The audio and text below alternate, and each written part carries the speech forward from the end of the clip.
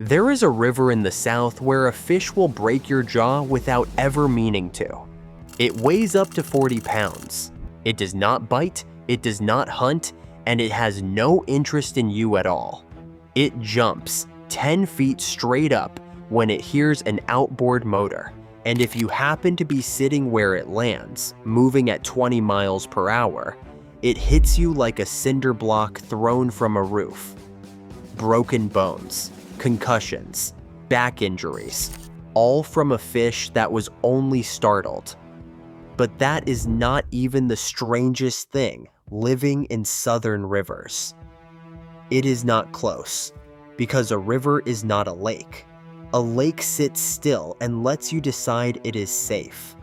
A river moves, it hides everything in brown current, and it hands you a new set of animals every mile. And the people who float them, fish them, and swim in them every summer have learned to read that brown water as empty, because there is no other way to enjoy it. Today we are counting down 10 things living in southern rivers that nobody warns you about, ranked not by which one is deadliest on paper, but by how completely the people in that water have trained themselves not to think about it. And by the time we reach number 1, you will understand why the most dangerous thing in a southern river is not an animal at all. If this is the kind of thing that keeps your mind turning after dark, subscribe now. It takes 2 seconds. And tell me one thing in the comments. What is the name of the river closest to you? I want to see how far these reach. Now, let us get in the water. Number 10, the Hellbender. We start with something that sounds like a warning and is not. The Hellbender is the largest salamander in North America. A flat, wrinkled, brown amphibian that can reach almost 30 inches, and it lives pressed under the big flat rocks of clear, fast-running southern streams. Early settlers thought it looked like a creature from hell bent on returning there, which is where the name comes from. Locals call it the snot otter, the mud devil, the Allegheny alligator. Here is the denial, and it runs backward. Everyone assumes it is dangerous. It looks like something that crawled out of a nightmare, so people who find one under a rock jump back, and some kill it on sight.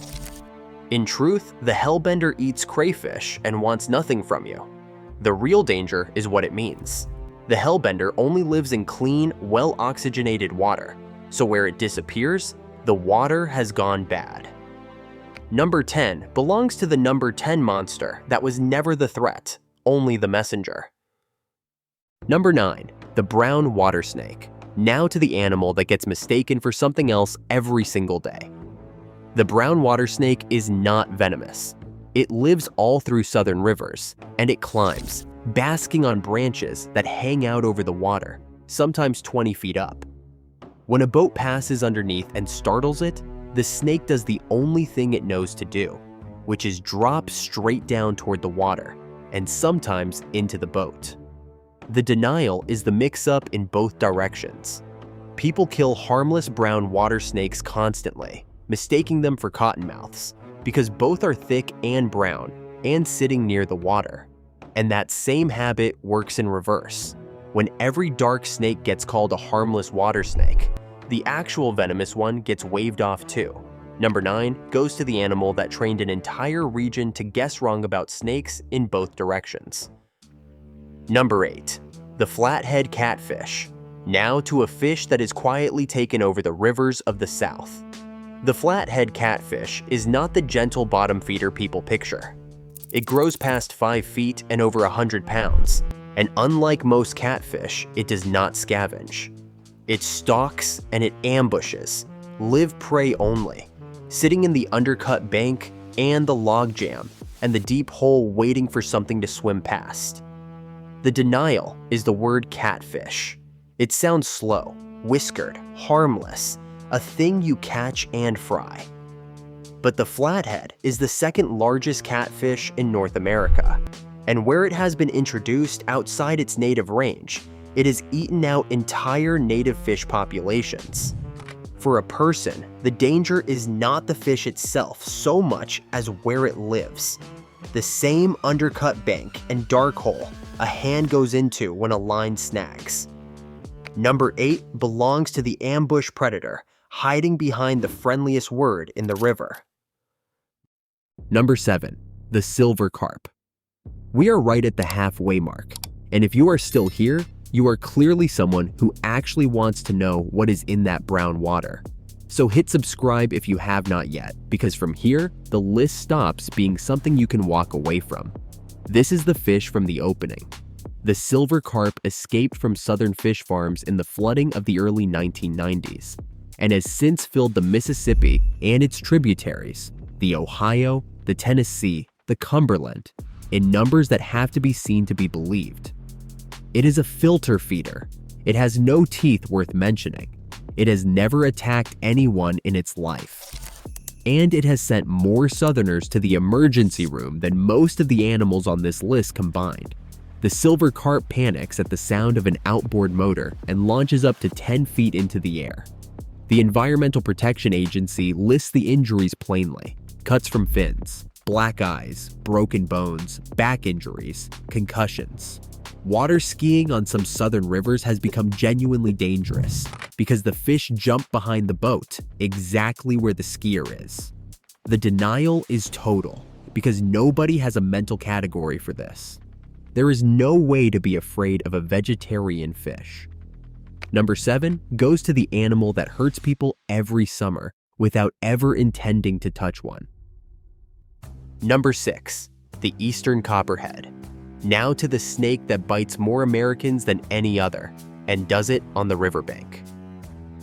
The copperhead lives all along southern rivers, in the leaf litter, the rock piles, the fallen limbs, the brush at the top of the bank. It is the color of dead leaves, patterned in hourglass bands, and its entire strategy is to not move. It does not rattle. It does not flee. It waits, perfectly camouflaged, for the threat to leave. The denial is that people watch the water and never the ground. Every year, someone stepping from the boat to the bank, or hauling gear up through the leaves, or reaching for a handhold on the climb out, puts a hand or a foot exactly where a copperhead has been lying invisible for hours. Its venom is rarely fatal, and that is exactly why it stays at number 6. But it bites more people than any venomous snake in the country, and almost all of it happens on the path between the truck and the water. Number 6 belongs to the snake in the leaves nobody is looking at. Number 5, the cottonmouth. And here is the one the copperhead gets mistaken for.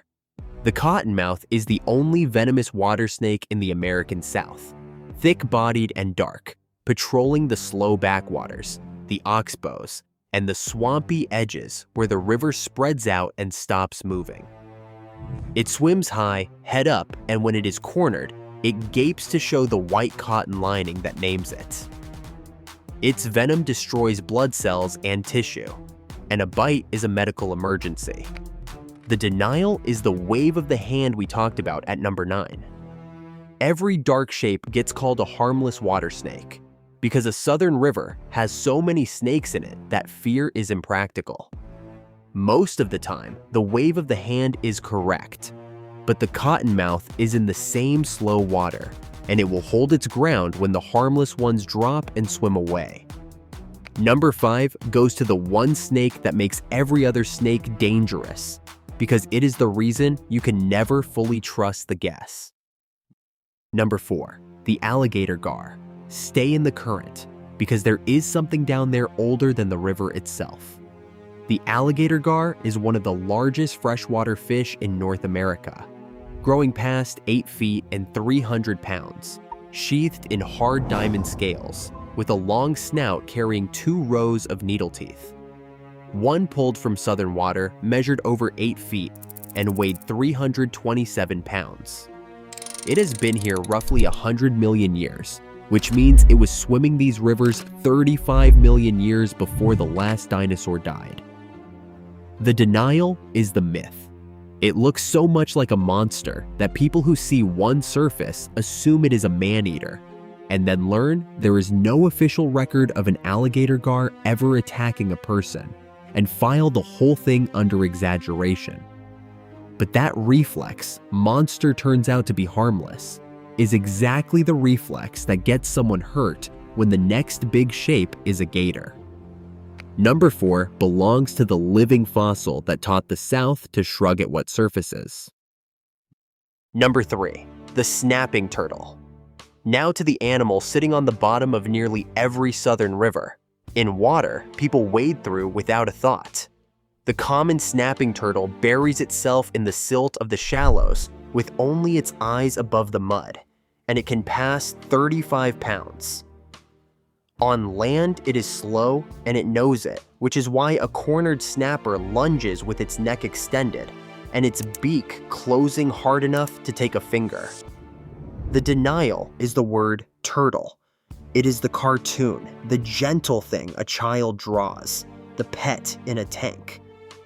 So a person feeling their way across a murky river bottom in bare feet, or reaching down to free a snagged line, has no image in their head of the flat armored animal holding still in the mud beside their hand.